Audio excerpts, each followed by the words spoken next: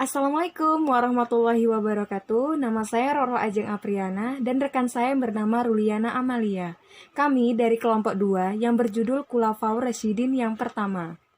Khulafaur Rasyidin merupakan pemimpin umat Islam dari kalangan sahabat pasca Nabi wafat. Mereka merupakan pemimpin Islam yang dipilih langsung oleh sahabat Nabi melalui mekanisme yang demokratis. Siapa yang terpilih, maka mereka atau sahabat yang lain akan memberikan bayat atau sumpah setia kepada calon yang terpilih. Ada dua pemilihan dalam pemilihan khalifah. Yang pertama yaitu melakukan pemusyawarahan, yang kedua berdasarkan penunjukan langsung dari khalifah sebelumnya. Islam pada masa Abu Bakar Asy-Syiddiq 11-13 Hijriah atau 632-634 Masehi. Nama asli beliau adalah Abdullah ibnu Abi Quhafah At-Tamimi. Pada masa jahiliyah bernama Abdul Ka'bah. Setelah masuk Islam, Nabi mengganti namanya dengan sebutan Abdullah Abu Bakar. Namun, orang-orang banyak menyebutnya dengan sebutan Abu Bakar. Abu Bakar merupakan seorang sahabat Nabi yang terkenal akan kedermawanannya. Diceritakan pada salah satu kisahnya ketika ia menebus seorang budak yang bernama Bilal bin Rabah pada tuannya yang bernama Umayyah bin Khalaf. Dengan izin Allah Subhanahu wa Ta'ala, melalui perantara Abu Bakar, Allah meneguhkan imannya. Dalam menjalankan roda pemerintahan, kekuasaan yang dijalankan oleh Abu Bakar Asy-Syiddiq ini banyak menuai permasalahan-permasalahan yang muncul. Yang permasalahan itu antara lain, yang pertama, banyaknya umat muslim yang tidak mau membayar zakat. Yang kedua, banyaknya umat muslim yang keluar dari agama Islam atau murtad. Yang ketiga, banyak atau munculnya nabi-nabi palsu yang datang pada masa itu. Untuk menghadapi permasalahan-permasalahan yang timbul pada masa Abu Bakar Asy-Syiddiq ini, tentu saja solusi yang dilakukannya ada 3. Yang pertama, yaitu melakukan gerakan penumpasan nabi-nabi palsu. Yang kedua, melakukan gerakan orang-orang yang enggan tidak mau membayar zakat. Yang ketiga, yaitu memerangi kaum murtad. Pencapaian-pencapaian yang dilakukan oleh Abu Bakar Asy-Syiddiq ini ada 5.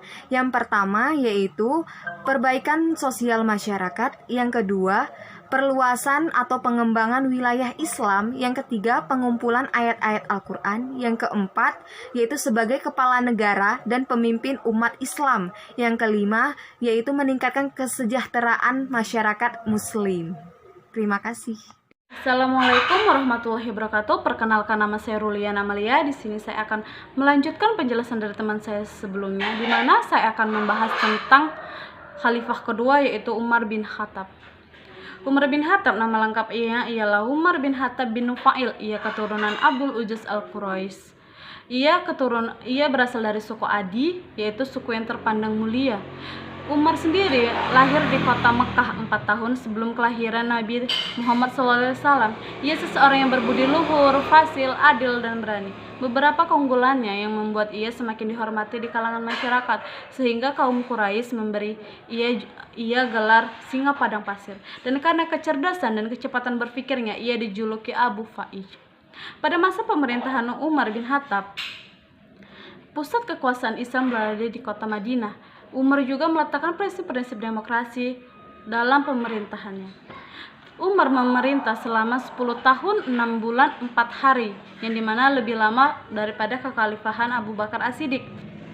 Akhir dari pemerintahan Umar yaitu peristiwa kematian tragis Umar bin Khattab, yang dimana pada saat ia hendak sholat subuh, secara tiba-tiba ia ditikam oleh budak Persia bernama Fairuz atau Abu Lulu'ah, dan ia wafat 3 hari setelah peristiwa penikamannya.